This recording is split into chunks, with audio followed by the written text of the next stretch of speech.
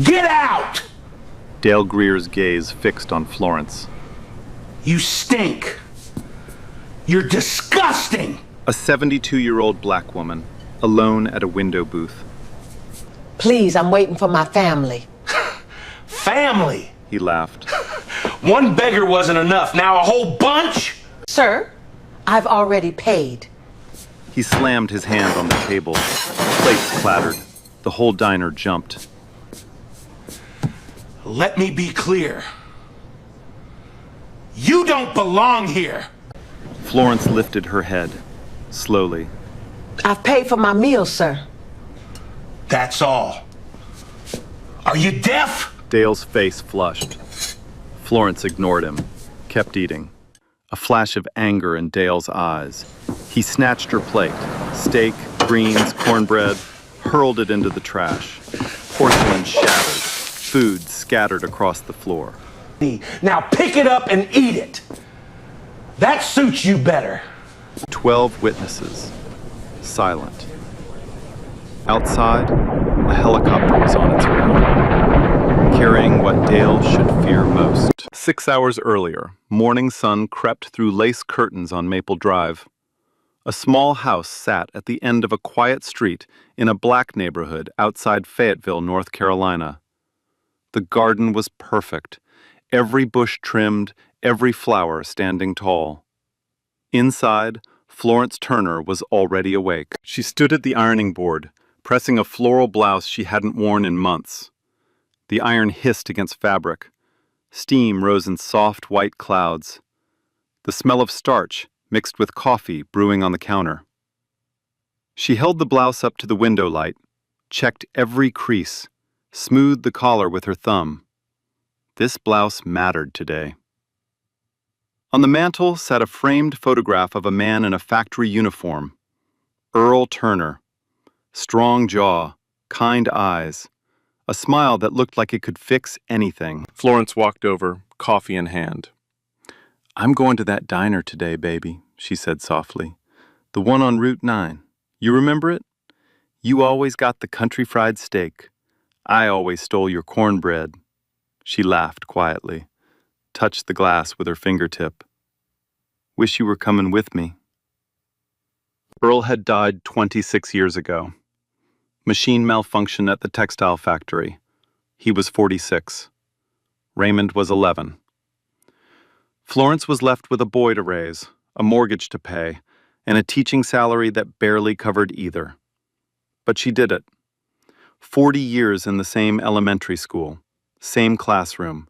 She taught 3 generations of children how to read, how to add, how to believe they were worth something, even when the world told them otherwise. Raymond was her proof. He joined the army at 18, rose through the ranks like a man running uphill and refusing to stop. Now he was a 2-star general, deputy commander at Fort Liberty, just 20 minutes away. He had called 3 days ago. "Mama, I want to take you somewhere special for your birthday." "Boy, I don't need anything fancy." "It's not fancy. It's Rosie's, Route 9, you and Daddy's old spot." Florence had gone quiet. She hadn't been to that diner in over 30 years. Not since Earl. "I'll be there at noon," Raymond said. "I'm sending someone to meet you first. Just sit tight and wait for me." Now Florence stood in her bedroom, clasping her church earrings, small gold crosses Earl had given her on their 20th anniversary. She looked in the mirror. Floral blouse, navy slacks, earrings catching the light. She looked like a woman going somewhere that mattered. She drove herself. An old Buick, washed that morning. The roads between her neighborhood and Route 9 were lined with pine trees and gas stations. The sky was flat Carolina blue. Rosie's Route 9 diner appeared around a bend, a long, low building with a red neon sign, checkered curtains, and a parking lot full of pickup trucks. The kind of place that served sweet tea in mason jars and put gravy on everything. Florence parked near the back, sat in the car for a moment. The last time she walked through that door, Earl was beside her. She went in alone. The bell above the door jingled. Bacon grease and biscuits hit her immediately. A jukebox hummed country music in the corner. The floor was black and white tile, cracked in places but clean. A dozen customers sat scattered across booths and counter stools. Truckers, a retired couple sharing pie, a young mother wiping her toddler's face. Almost all white. A few heads turned when Florence walked in, then turned back. Connie Beckett, 24, blonde ponytail, came over with a menu and a smile. "Morning, ma'am. Just one today?" "Yes, sweetheart. I'm expecting family later." "Take any booth you like." Florence chose the window booth, the same one she and Earl used to sit in. She ran her hand across the table like she was touching a memory. She ordered the country fried steak special. "My husband and I used to split one," she told Connie, 30-some years ago. Connie smiled. "That's sweet. I'll make sure they give you a good one." In the back office, a door opened. Dale Greer stepped out, clipboard in hand, scanning the diner the way a prison guard scans a yard. His eyes moved table to table, until they stopped on Florence. He stared, jaw tight. He leaned toward the cook and whispered something. The cook glanced at Florence, looked away. Dale checked his watch, adjusted his collar, and started walking toward her booth. Dale Greer didn't introduce himself. He didn't say good morning. He didn't ask how she was doing. He just stood at the edge of her booth, arms crossed, blocking the light from the window, like a man guarding a door that was never meant to open for her. Florence looked up. "Can I help you, sir?" Dale tilted his head, looked her up and down, slowly, deliberately, the way someone inspects something stuck to the bottom of their shoe. His lip curled just slightly, just enough to make sure she saw it. "Yeah, you can help me by telling me how you plan to pay for that." Florence blinked. "Excuse me?" "The food. How are you paying?" "I already paid at the register. The young lady rang me up." Dale didn't move, didn't blink. He let the silence stretch until it became uncomfortable. "That's so?" "Yes, sir, I paid cash." He let out a short laugh through his nose, not a real laugh, the kind meant to make someone feel small, the kind that says, "I don't believe you, and I don't need to." "See, here's the thing. We have a policy. New customers need a card on file before they eat, especially ones we haven't seen before." Florence looked around the diner. A trucker 2 booths away had just paid cash. She watched the coins land on the counter. No card on file. No questions asked. Nobody standing over him demanding explanations. "Sir, that gentleman just paid cash. Nobody asked him for a card." Dale's smile disappeared. His eyes narrowed. "I'm not talking about him. I'm talking about you." The emphasis on the word "you" sat in the air like a stain. Florence felt it. The trucker heard it. Connie, behind the counter, froze mid-pour. The coffee overflowed onto the saucer, and she didn't even notice. Florence set her napkin down, folded it carefully. Her hands were steady. "I understand you have policies, sir, but I've already paid. I'm just waiting for my son. He'll be here at noon." "Your son." Dale repeated the words like they were a joke he'd heard before and didn't find funny the first time. "Sure, and what's your son gonna do? Come in here and beg too?" The retired couple in the corner exchanged a glance. The husband shook his head slowly. His wife put her hand on his arm, a silent "don't." Florence kept her voice even. "My son is meeting me here for my birthday. He arranged this lunch for me." "Birthday." Dale snorted. "Lady, I don't know who told you this was the place for a birthday party, but look around. These people are paying customers, regulars. They come here because this is a clean, respectable establishment, and I intend to keep it that way." He let the sentence hang, let the meaning settle into every corner of the room. Clean, respectable, and you don't fit. Florence understood exactly what he was saying. She had heard it before, in different words, different decades, different diners. The language changed over the years. The meaning never did. Not once. She took a breath, straightened her floral blouse, the one she had ironed that morning, the one she had chosen because today was supposed to be special. Sir, I am a retired school teacher. I taught for 40 years in this town. I have lived here my entire life. I can assure you, I can pay for a plate of food. Something flickered across Dale's face. Not shame, not hesitation. Annoyance. The annoyance of a man who expected obedience and got dignity instead. He wasn't used to that, not from someone who looked like Florence.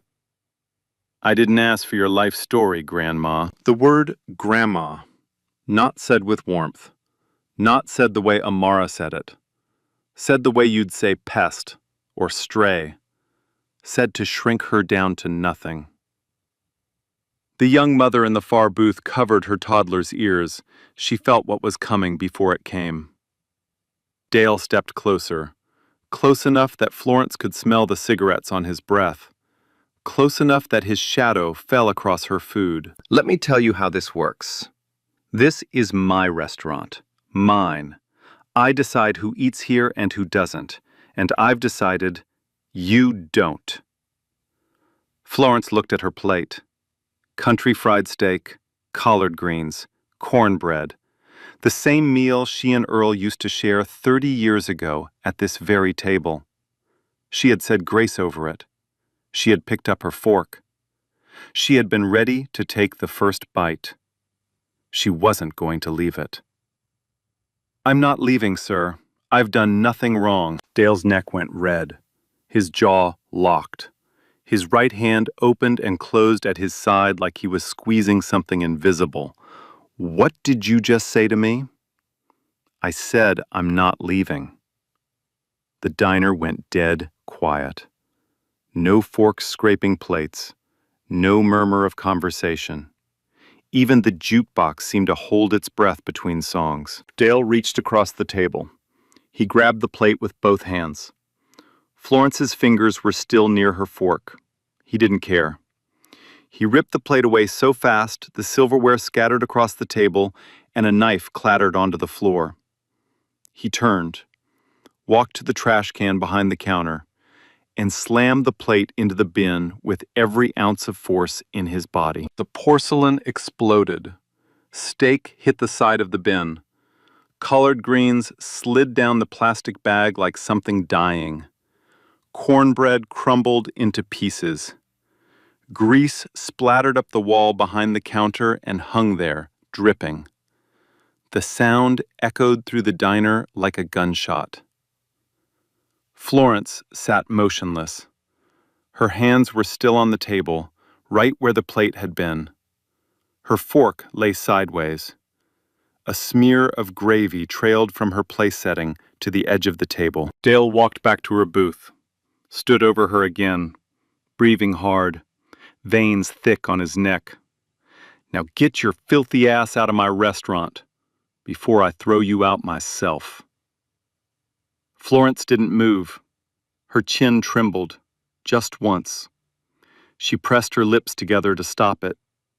She would not give him that. She would not cry in front of this man. Not here. Not today. The retired husband in the corner pushed his chair back. His wife grabbed his wrist. Don't, she whispered. He sat back down. He would be ashamed of that moment for the rest of his life. The young mother gathered her toddler and her bag and walked out the front door without paying. She couldn't stay in that room another second. Connie Beckett moved from behind the counter. Her face was white. Her hands were shaking. She walked up to Dale and spoke in a low voice, barely above a whisper. Dale, she paid. I was standing right there when Bonnie rang her up. $8.60. Cash. Dale turned on her like a dog snapping at its leash. Did I ask you? No, but she... Then shut your mouth. Or you can follow her out that door. Your choice, sweetheart. Connie stepped back. Her eyes were wet. She looked at Florence, a look that said everything and did nothing. An apology without sound. A conscience without courage. Florence sat alone. The smell of ruined food drifted from the trash can. Grease cooled slowly on the wall behind the counter. She reached into her purse, pulled out her phone, an old flip phone with big buttons. Her hands were shaking so badly, it took 3 tries to find the right number. It rang twice. Grandma? Amara's voice, young, bright, completely unknowing. Florence tried to speak. Her voice cracked on the first word. Baby, something happened at the restaurant. Grandma, what's wrong? Are you okay?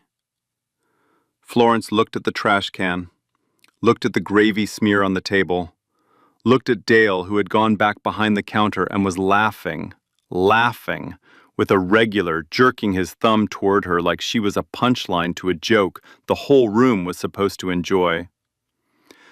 That man threw my food away, baby, right in the garbage. He's telling me to leave. He called me things I don't want to repeat. Grandma, stay right there. Don't you move. I'm calling Daddy right now. Florence closed the phone, set it on the table next to the gravy stain. She folded her hands, straightened her back, looked out the window at the parking lot, at her old Buick sitting quiet in the sun. She thought about Earl, about the last time they sat in this very booth, about the way he always said, "Flo, you carry yourself like a queen. Don't let nobody tell you different." She was carrying herself like a queen right now, in a restaurant where her food had been stolen, where nobody defended her, where a man decided she was trash. And she stayed.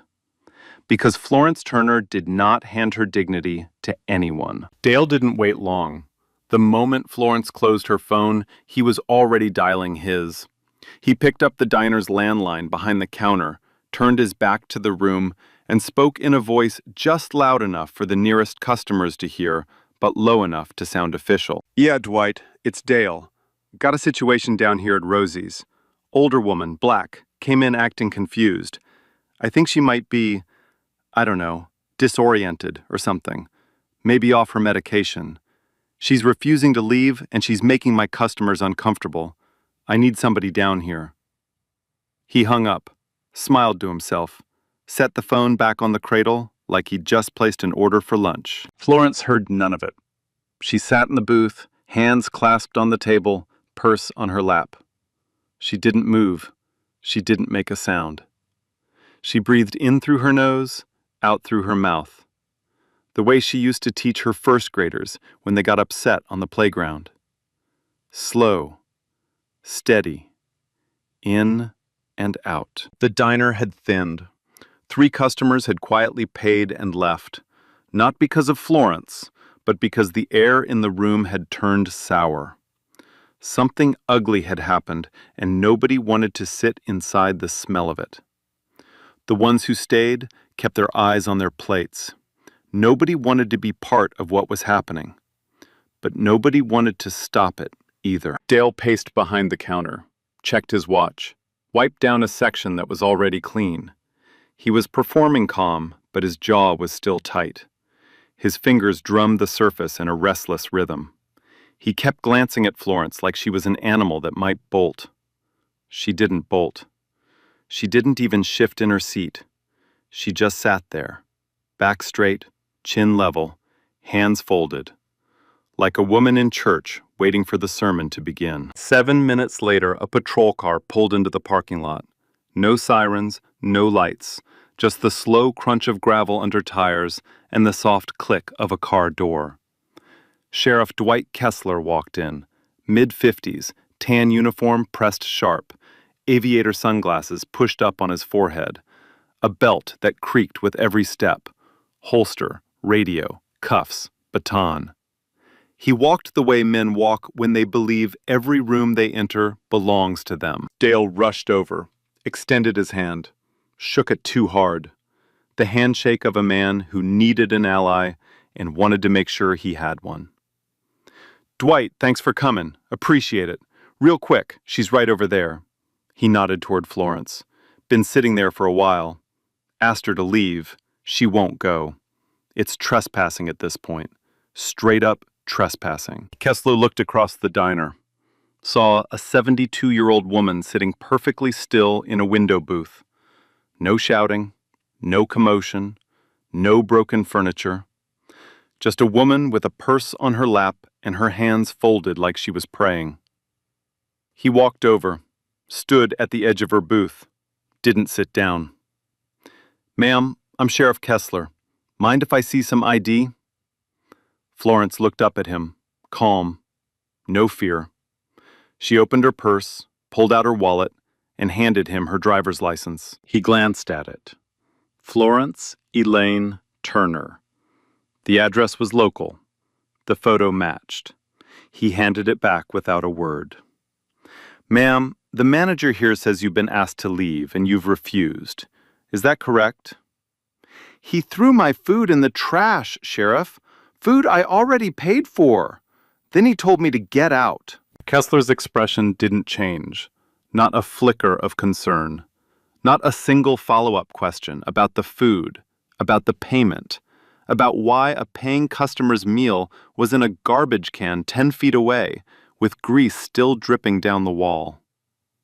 Ma'am, I understand that's frustrating, but the business owner has the right to refuse service. I'm going to need you to step outside so we can sort this out. I'd prefer to stay inside, sir. I'm waiting for my family. I'm not asking, ma'am. I'm telling you. Step outside, now. Dale appeared at Kessler's shoulder like a shadow, waiting for permission to take shape. Arms crossed, chin up, emboldened.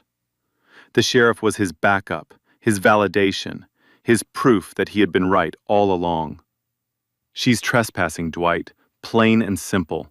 I asked her to leave. She refused. That's trespassing. Florence looked at Dale, then at Kessler, then at the diner full of people who had watched everything and done nothing. Not one face met her eyes. She stood up, slowly, picked up her purse, straightened her blouse, and walked toward the door with the posture of a woman who had spent 40 years standing in front of classrooms. Shoulders back, head high, steps measured. As she passed the counter, Dale leaned toward a regular on a stool and muttered, just loud enough for Connie and 2 other customers to hear. Should have known better than to walk in here like she owns the place. These people, man. Every damn time. Connie's hand tightened around the coffee pot so hard her knuckles turned white. She opened her mouth, then closed it, then looked at the floor. Outside, the afternoon sun hit Florence's face. The parking lot was half empty. A hot breeze carried the smell of pine and asphalt. A mockingbird sat on the diner's neon sign, singing like nothing in the world was wrong. Kessler followed her out, stood with his arms crossed, weight on one leg, casual, like this was a routine stop, and not a woman's dignity being scraped off the floor. Ma'am, I'd suggest you find somewhere else to eat. There's a McDonald's about 2 miles up the road. Might be more your speed. More your speed. Florence didn't respond. She walked to the wooden bench beside the front door and sat down, set her purse beside her, rested her hands in her lap. She looked down at her floral blouse, the one she had ironed that morning, the one she had chosen because today, her birthday, was supposed to mean something. She thought about Earl, about the cornbread she used to steal from his plate, about the way he'd pretend to be mad and then laugh so hard the whole booth would shake, about the drive home with the windows down and the radio playing something slow and sweet. A single tear rolled down her cheek.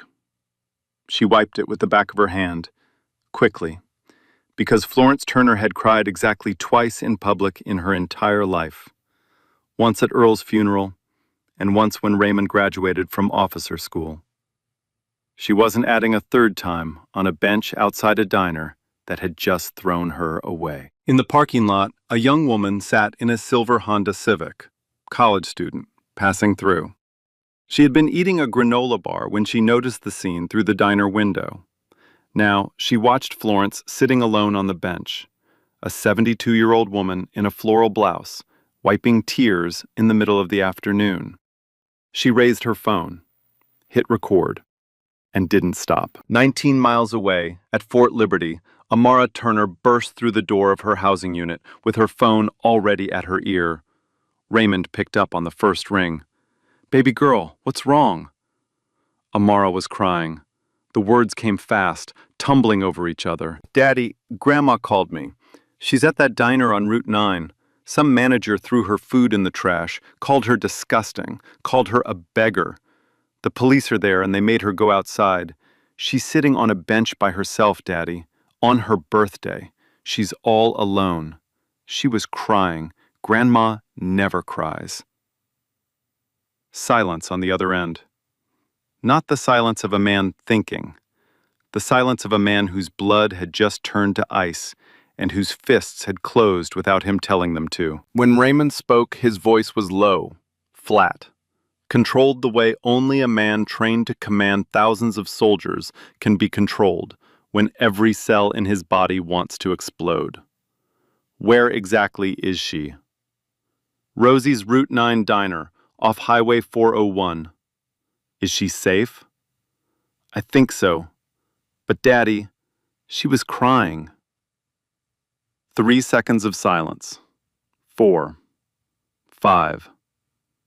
"I'm on my way." He hung up, stood from his desk, walked to the door of his office and looked at his aide, a young captain who had never once seen General Turner's jaw set the way it was set right now. Raymond said 5 words. "Get me a bird. Now." The captain didn't ask why, didn't ask where.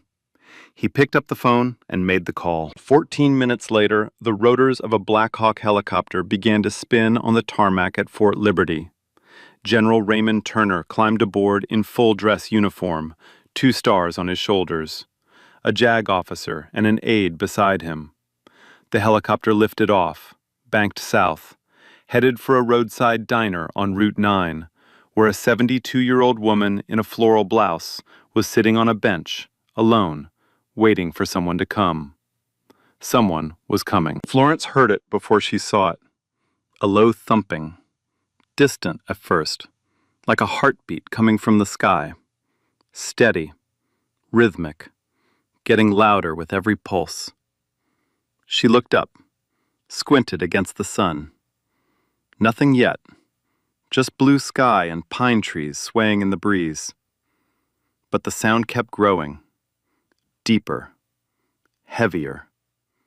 The kind of sound that doesn't come from cars or trucks or anything that belongs on a country road in North Carolina. Inside the diner, the windows began to rattle.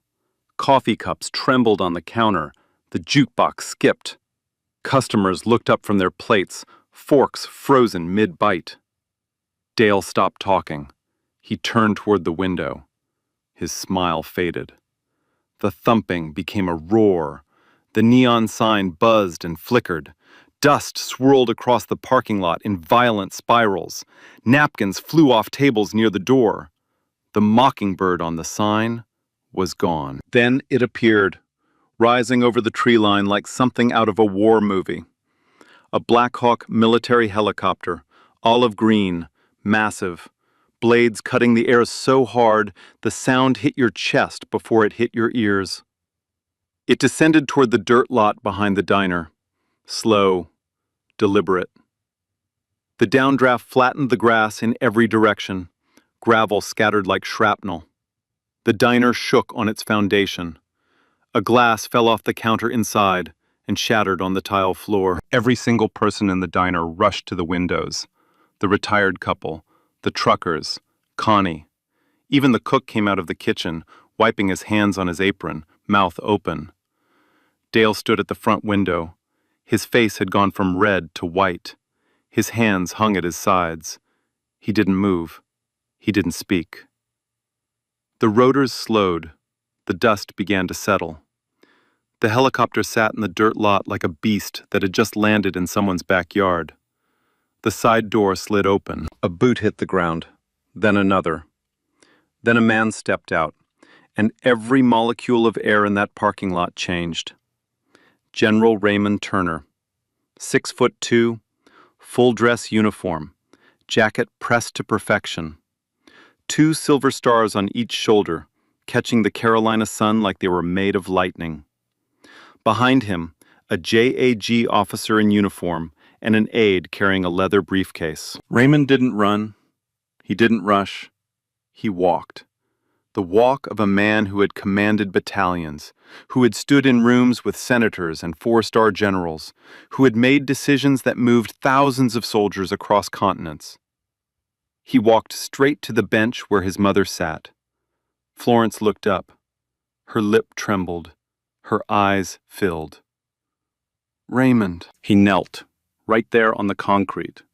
A 2-star general, in full dress uniform, on his knees in front of a 72-year-old woman on a wooden bench outside a roadside diner. He took her hands in his, both of them, held them tight. Mama, I'm here. Nobody is ever going to treat you like this again. Not while I'm breathing. Florence broke. Not loudly, not dramatically. Just a quiet collapse of everything she'd been holding in. The humiliation, the silence, the loneliness of sitting in a room full of people who wouldn't look at her. It all came out in one breath, one sob pressed into her son's shoulder as he wrapped his arms around her. He held her, didn't say a word, just held her the way she used to hold him when he was 11 years old and his father had just died, and the world didn't make sense anymore. Then he stood. He turned toward the diner. His face was no longer a son's face. It was a general's face. Cold, precise. The kind of face that has ended careers with a single sentence. Dale was standing in the doorway. His mouth was open. His clipboard was gone. His hands were shaking. Raymond walked up to him, stopped 3 feet away, close enough to see the sweat forming on Dale's forehead. Close enough to smell the cigarettes on his breath. You threw my mother's food in the trash. Dale's mouth moved, but nothing came out. You called her disgusting. You called her a beggar. You told her to pick her food out of the garbage. And then you called the police on a 72-year-old woman who is waiting for me. Dale found his voice. It came out cracked, small. Sir, I didn't know who she... I was just following policy. What policy? Raymond's voice didn't rise. It dropped. What policy tells you to humiliate an elderly woman? What policy tells you to throw away food someone already paid for? What policy tells you to call a paying customer disgusting?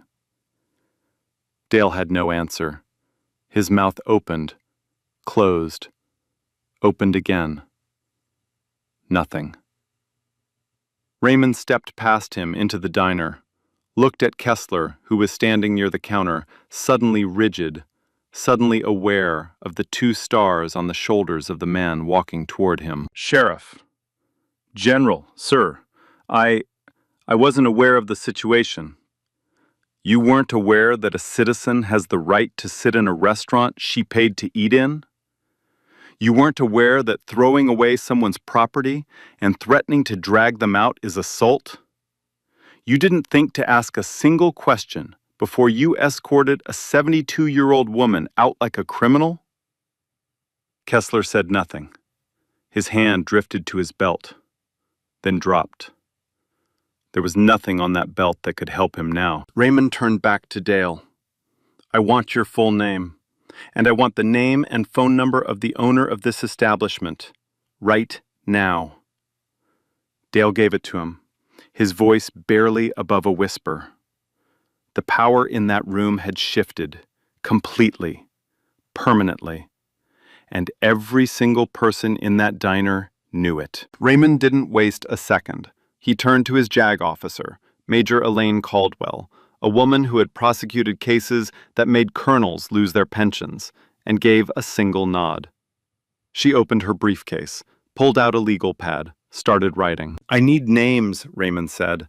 "Every employee on shift, the sheriff's full name and badge number, the manager's full name and employee ID, and I need the security camera footage from this restaurant, interior and exterior, preserved immediately.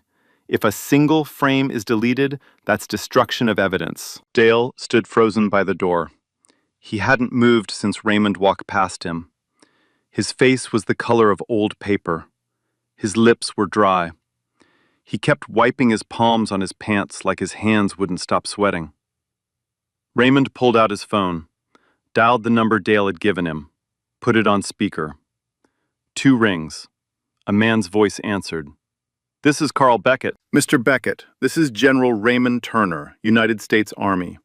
I'm standing in your restaurant on Route 9 right now. 30 minutes ago, your manager, Dale Greer, threw my 72-year-old mother's food in the trash, called her disgusting, told her to pick it out of the garbage and eat it, and then called the sheriff to have her removed. She had already paid. She was waiting for me. It's her birthday." Silence on the other end. Then a breath. Then a voice that sounded like a man watching his entire business collapse in real time. "General Turner, I don't know what to say. I had no idea. I am so deeply sorry." "I'm not looking for an apology from you, Mr. Beckett. I'm telling you what happened in your establishment, under your name, by a man on your payroll. What you do next is your decision. But I want you to know, this is on camera. A bystander recorded the entire incident, and my legal team is documenting everything." Another silence, shorter this time. "Put him on the phone." Raymond looked at Dale, held the phone out. Dale took it with both hands. His fingers were trembling so badly the phone almost slipped. "Dale, this is Carl. You're fired. Effective immediately. Turn in your keys, leave the premises, do not speak to any customers, do not speak to the press, do not contact this woman or her family. If I find out you deleted any footage, I will personally make sure you never work in food service again. Are we clear?" Dale's mouth moved. A sound came out. Something between yes and a breath that had given up trying to become a word. "I said, are we clear?" "Yes, sir." The line went dead. Dale set the phone on the counter, reached into his pocket, pulled out a ring of keys and placed them next to the phone. His hand was shaking so hard the keys rattled against the surface. He walked toward the front door. Every eye in the diner followed him. The retired couple, the truckers, Connie, the cook in the kitchen doorway. Nobody said a word. Nobody needed to. The silence said everything. Outside, the college student in the silver Honda was still recording. Dale saw the phone pointed at him. He raised his hand to cover his face. Too late. The image was already captured. A disgraced manager, hand over his face, walking to his car while a 2-star general stood behind him with his arms around his elderly mother. That image would be seen by millions. Dale got in his car, started the engine, and drove out of the parking lot without looking back. His tires kicked up dust that drifted slowly across the lot and settled on the bench where Florence had been sitting alone 15 minutes earlier. Inside the diner, a voice broke the silence. "Sir?" Connie Beckett stepped forward. Her eyes were red, her hands were still shaking, but she was standing straight. "Sir, I want you to know, your mother was kind. She paid. She was polite to me. He had no reason to do what he did. None." She paused, swallowed hard. "I should have said something louder. I should have stopped him. I'm sorry." Raymond looked at her for a long moment, then nodded. Thank you for saying that. It matters. Florence stood up from the bench, walked inside, looked at Connie, this young woman who had tried, even if she hadn't tried hard enough, and pulled her into a hug. Connie broke, sobbed into Florence's shoulder like a child. In the far corner, Sheriff Kessler set his coffee cup on the counter, adjusted his belt, walked out the side door without a word to anyone. His body camera was still running. Every second of his failure was recorded. He didn't know it yet, but that footage would end his career. The video hit the internet at 6:14 that evening.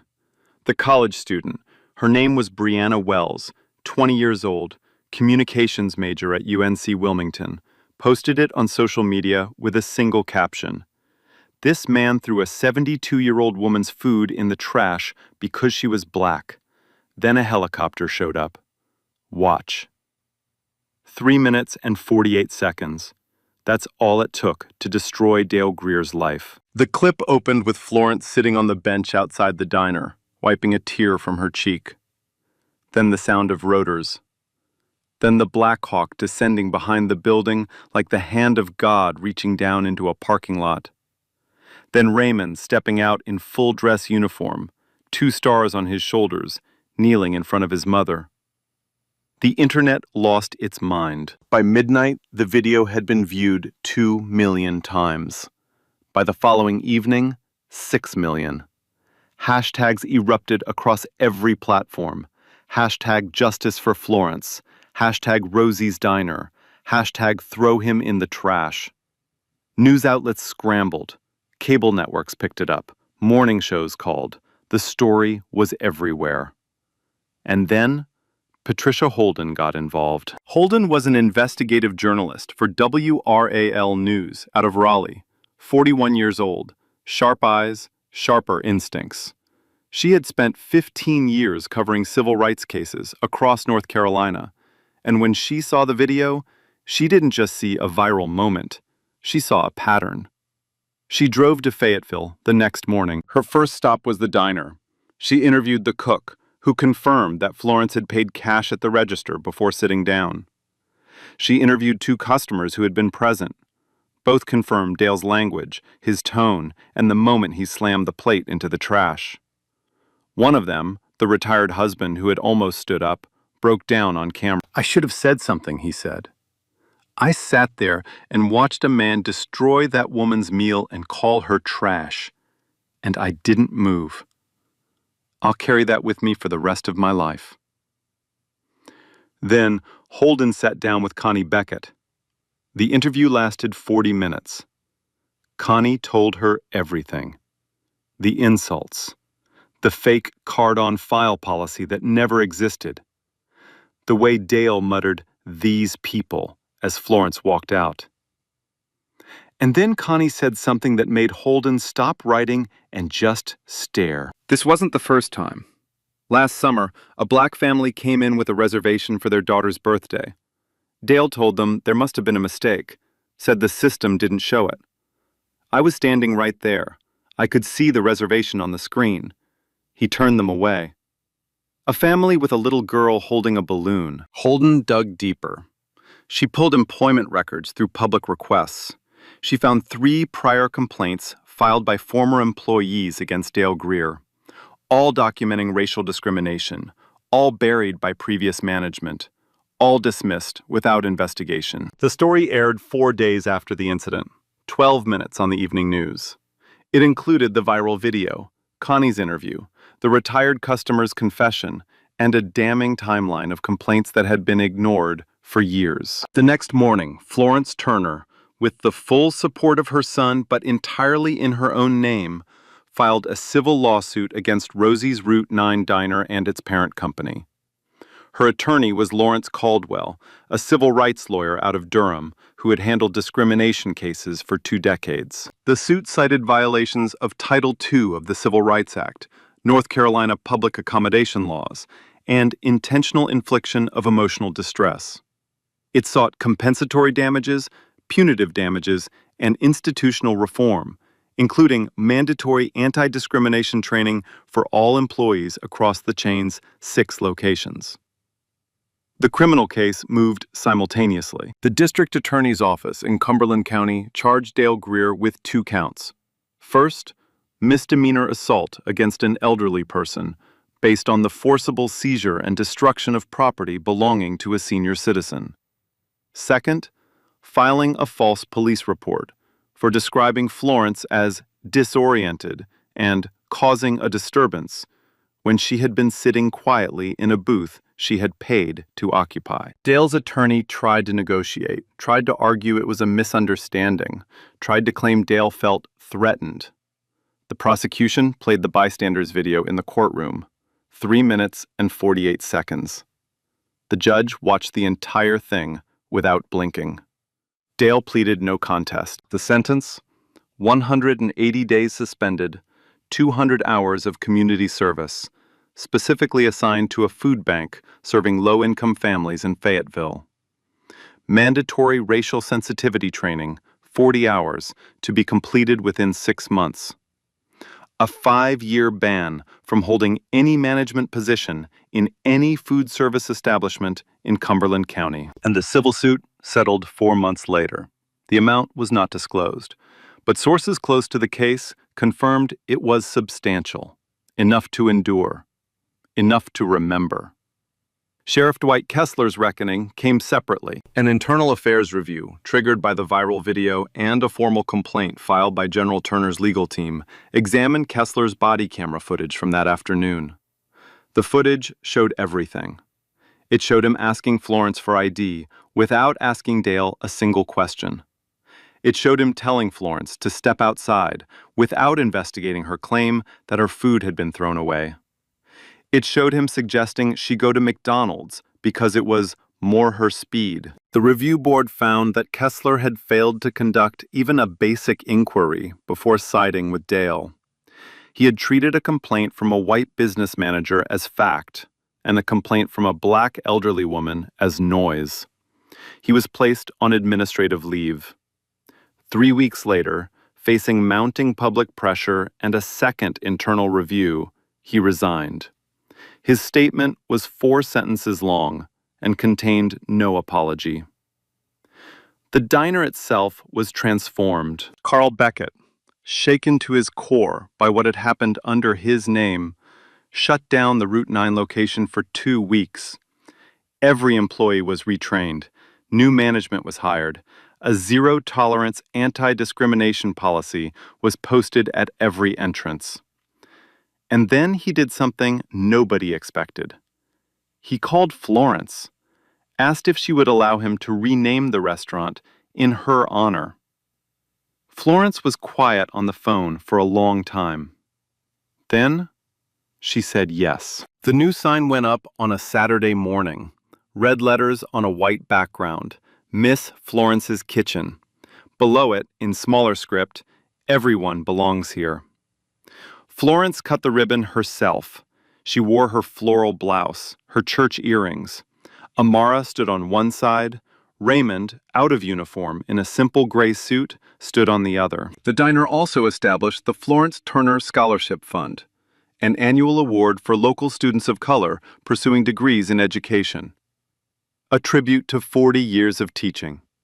A tribute to a woman who spent her whole life telling children they were worth something. Florence was given a lifetime meal pass. She laughed when they handed it to her. "I just hope nobody throws this one in the trash." The whole room laughed. And then they cried. 3 weeks later, on a Tuesday morning, the sun came through the lace curtains on Maple Drive the same way it always did. Florence stood at the kitchen sink, filling her watering can. The faucet squeaked the way it had for 20 years. She'd never fixed it. Earl used to say he'd get to it on Saturday. Saturday never came. Now the squeak was just another piece of him she kept. She carried the can to the porch, watered the gardenias first, Earl's favorite, then the marigolds, then the row of petunias along the railing that she'd planted the spring after he died because she needed something alive to take care of. She set the can down. wiped her hands on her apron, walked inside to the mantel. Earl's photograph. Same factory uniform, same kind eyes, same smile. She stood in front of it the way she did every morning. But today she was smiling in a way she hadn't smiled in a long time. They named it after me, baby. Can you believe that? Miss Florence's Kitchen. Got a sign and everything, red letters. You would have laughed so hard. She touched the glass with her fingertip. And your grandson? Well, your son. That boy landed a whole helicopter behind the restaurant. A helicopter, Earl. You raised one dramatic child, you know that? She laughed. The kind of laugh that starts in the belly and fills the room and sounds like the purest thing in the world. Her phone rang. She picked it up, flipped it open. Happy belated birthday, Mama. Again, for the 10th time. Boy, you have called me every single day since it happened. I'm fine. I know you're fine. I just like hearing you say it. A pause. Warm. Full. Mama, I'm sorry about the helicopter. I know it was a lot. Florence laughed again. Raymond, you always did know how to make an entrance. Your daddy was the same way. Walked into every room like he owned it. Except he was kind enough to make everyone else feel like they owned it too. I learned from both of you. You learned from your father. I just made sure you did your homework. They laughed together. The sound traveled through the phone line like something holy. That afternoon, Amara came to visit. They sat on the porch swing, the one that hadn't moved in years, but moved today, because Amara pushed off with her foot and Florence let her. They drank sweet tea, watched the neighbor's cat cross the yard, listened to the birds. Grandma, can I ask you something? Always. When he was saying all those things to you, when he threw your food away, weren't you scared? Florence took a sip of her tea, set it down on the armrest. I was terrified, baby. My hands were shaking so bad I could barely hold my phone. But scared and silent aren't the same thing. You can be scared and still stay. You can be shaking and still not move. That's what your grandfather taught me. That's what 40 years of teaching taught me. You don't leave a room just because someone in it decided you don't belong. Amara leaned her head on her grandmother's shoulder. And when you see someone else being made small, Florence continued, you stand up. Even if your voice shakes, even if you're the only one, you stand up. Because silence is a choice too, and it's never the right one. So here's my question for you. If you were sitting in that diner, watching that man throw a 72-year-old woman's food in the trash, would you have said something? Or would you have been one of the 12 who stayed silent? Drop your answer in the comments. I want to hear it. And if this story hit you somewhere deep, smash that like button. Share it with someone who needs to hear it. Subscribe, because we've got more stories like this coming, and trust me, you don't want to miss them. Stand up, speak up, because silence is a choice too, and it's never the right one. I want you to hear this. Being scared and being silent are not the same thing. You can be scared and still stay. You can be shaking and still not move. You can have tears in your eyes and still hold your head up. Fear doesn't mean you have to leave the room. Fear does mean you are human. What you do with the fear, that's what defines you. So don't leave. Don't shrink. Don't hand your dignity to someone who doesn't deserve to hold it. You paid your way. You earned your seat. And no one gets to tell you that you don't belong. But here's the part that matters even more. If you're sitting in that room and it's not you, if it's someone else being small, someone else being humiliated, someone else sitting alone while the whole room looks away, speak up. Even if your voice shakes, even if you're the only one, because 12 people who stay quiet are worse than one person who cruel. Silence isn't neutral. Silence is a choice. and it's never the right one. Like, share, and subscribe. Real stories, real justice every week. And remember, you don't leave a room just because someone in it decided you don't belong. You stay and you let them learn who they are dealing with.